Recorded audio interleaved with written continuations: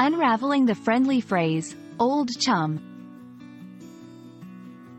Hey there, welcome back to our channel. Today, we'll dive deep into a phrase that you might have come across in books, movies, or conversations, Old Chum. Ever wondered what it means and how to use it? Stick around, and you'll find out. Old Chum is a friendly and informal term used predominantly in British English, though it is understood and occasionally used in other forms of English as well. The phrase is composed of two words. 1. Old. This doesn't necessarily refer to age. Instead, it's a term of endearment, suggesting familiarity or a long-standing relationship. 2. Chum.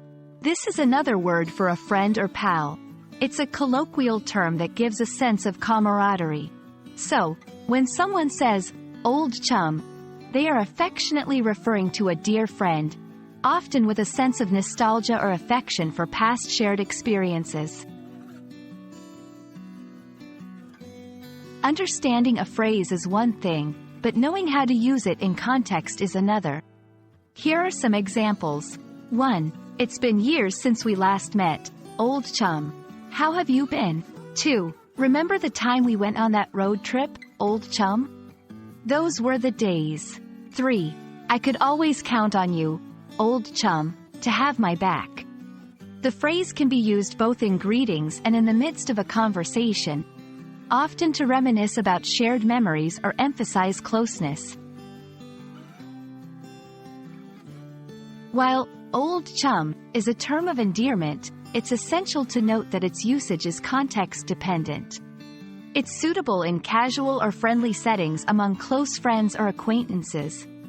However, it might be seen as overly familiar or out of place in formal situations or when addressing someone you don't know well. And there we have it, the friendly and nostalgic phrase, Old Chum.